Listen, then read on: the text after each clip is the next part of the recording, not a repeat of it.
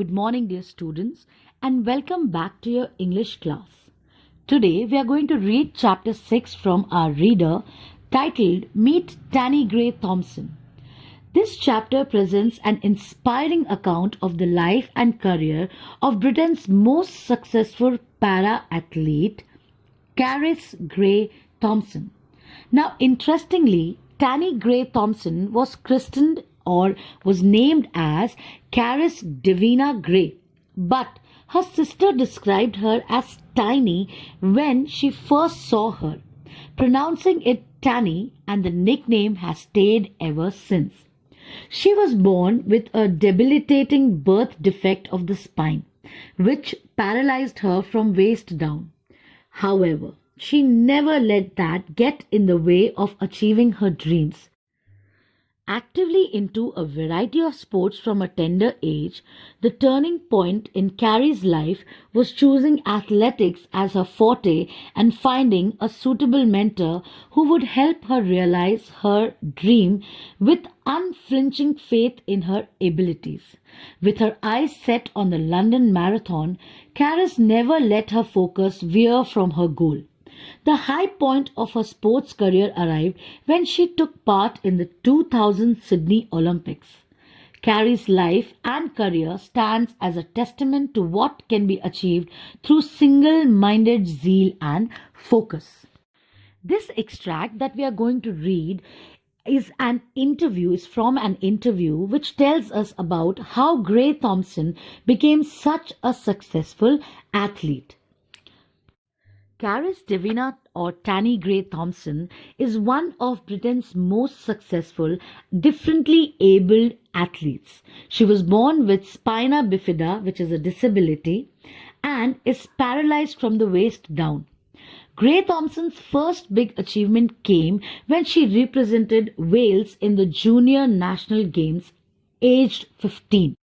Her massive trophy collection now has 16 Paralympic medals, including 11 gold medals. Grey-Thompson was appointed member of the Order of the British Empire in 1993 for services to sport. She received Officer of the Order of the British Empire in 2000 and Dame Commander of the Order of the British Empire in 2005.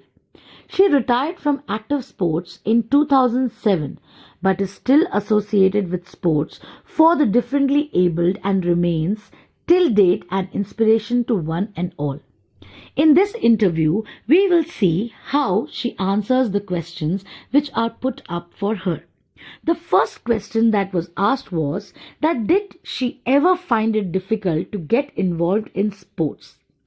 She just loved competing. The answer she gave was that she grew up in a sporting family which made it easy for her, and she was one of those kids at school who tried every sport. She had a go or she tried at everything. She tried swimming, archery, basketball and tennis. Eventually, she settled for athletics as she found her passion in athletics. And from that day, she had never looked back. She thinks there are even more opportunities these days for kids who want to take up sport.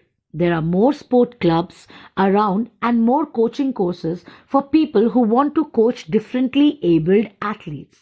She says that the most important thing for a young athlete starting out is to find a coach they like and get on with. Get on with means they can work quarterly or they can work in a happy environment with. It has to be someone you can work with week in, week out, and someone you can completely trust. The next question asked was, who was her inspiration as a young athlete? To which she answered, when she was growing up, sports for the differently abled didn't get that much coverage on television. But one of her first memories was watching fellow Welsh athlete Chris Hallam in London Marathon. She remembers saying to her mother that she was going to do the London Marathon one day. It was her dream to be there on the starting line with everyone else. And if you have got that kind of dream, it gives you something to aim for. It's important to have something that a person can focus on or have a plan to work towards. She believed that if you put the hard work in, you have a chance of fulfilling your dream.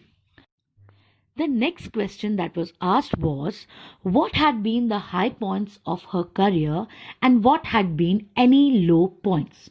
To which she answered that taking part in the Sydney Olympics, that is in 2000, had got to be the high point of her career. The biggest crowd she competed in front of was 112,000, and it was an amazing atmosphere for her. She had quite a few low points as well, because that is the nature of being an athlete. You cannot compete well all the time. She was most disappointed when she had gone to races and haven't been as prepared as she should have been. She believes that one cannot always win, but that's okay. If you feel you did everything you could, it's about being truthful with yourself. Tanni Grey-Thompson is a living example of persistence, hard work, and determination that a person can have and can achieve greatness in life. Her disability could not stop her from achieving whatever she dreamt of. She is and always be an inspiration of millions of people who want to be a part of Paralympics in spite of their disabilities.